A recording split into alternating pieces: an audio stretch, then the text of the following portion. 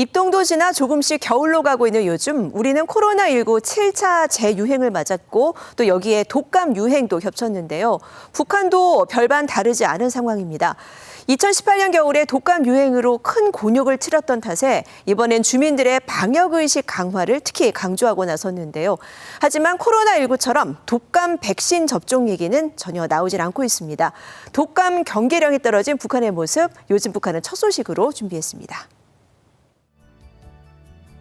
나들이에 나선 주민들도 전시물을 관람하는 학생들도 안과 밖을 가리지 않고 마스크를 착용했습니다.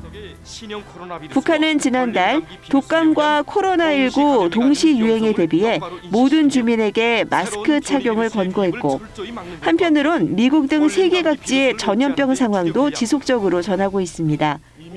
특히 겨울철을 앞두고 독감 유행에 대한 강한 경고도 빼놓지 않고 있습니다. 세계의 보건 전문가들은 올해의 유행성 돌림감기는 독성이 매우 강해서 일단 걸리면 잘 낫지 않을 뿐 아니라 사망 위험성도 매우 높다고 합니다. 일단 포지기 전에 예방을 위해 거리 두기와 마스크 착용, 소독과 환기 등의 기본 수칙을 안내하고 홍당무와 시금치, 마늘, 꽃 양배추, 조개 등의 식품을 추천하거나 민간요법도 장려합니다. 여러 가지 민간요법들도 돌림감기의 예방에 효과적입니다. 소금물 함수와 중조수 함수, 마늘즙 흡입 등을 정상화하는 것이 좋습니다. 여기에 증상별 복용약과 부작용까지 전하며 촉각을 곤두세우고 있습니다. 또 어른과 어린이, 임산부용으로 나눈 독감 치료 안내 지도서를 만들어 각 지역 방역기관 등에 전파했는데요. 지도서는 독감의 원인과 치료 등 8가지 항목으로 구성됐습니다. 방역 일꾼들에 대한 원격 재교육도 진행하고 철저한 방역 대책 수립도 독려했습니다. 이처럼 사실상 경계령까지 내리며 독감 예방에 나선 건 타미플루 같은 치료제가 없어 한 번 유행하면 피해가 적잖고 지금의 경제난도 더 악화시킬 수 있다고 판단한 걸로 보입니다. 하지만 코로나19와 마찬가지로 백신 접종은 언급조차 없어 여전히 조마조마한 상황입니다.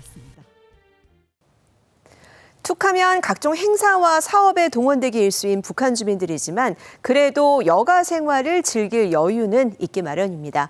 조선중앙TV가 최근 온천과 놀이공원 등에서 즐거운 한때를 보내는 북한 주민들의 모습을 보여줬는데요. 우리와 다른 듯 비슷한 북한의 여가 문화. 요즘 북한은 두 번째 소식입니다. 빙글뱅글 오르락 내리락. 놀이기구에 몸을 실은 사람들의 함성이 이어집니다. 평양의 주요 명소로 꼽히는 개성 청년공원의 풍경인데요. 오늘 가족들과 함께 개성청년공원에 와서 유니기구를 타니 얼마나 기쁜지 모르겠습니다. 쌓였던 피로가 막 풀리는 것 같습니다. 가을 정취를 머금은 산에는 등산객들로 북적입니다. 용이 하늘로 오를 듯한 산세인 용악산은 할아버지와 손녀가 나란히 정상에 올라 평양의 경치를 굽어봅니다. 할아버지와 함께 평양의 일만 경치를 바라보니 그 상쾌함이 더 황홀하게만 안겨왔습니다. 북한에서도 온천은 대표적인 여가시설인데요. 전국적으로 60여 개가 있습니다. 이 룡강 온천은 광물질 함량이 많아 고혈압과 피부병 치료에 탁월하다고 합니다. 경의하는 청비서동지께서는 우리 용강원 당원을 보다 더 대중적인 인민봉사기지로 꾸려주시기 위하여 여러 차례 귀중한 가르침을 주셨습니다. 또 조선중앙TV는 보통강 주변에서 진행된 낚시대회와 동물원 나들이 장면을 보여주며 평양 시민들의 여유로운 모습을 전했습니다. 평양시에서 회원들 낚시 경기를 통해서 문화종서 생활을 개선하고 보통강 주변의 풍치를 돋구고 있습니다.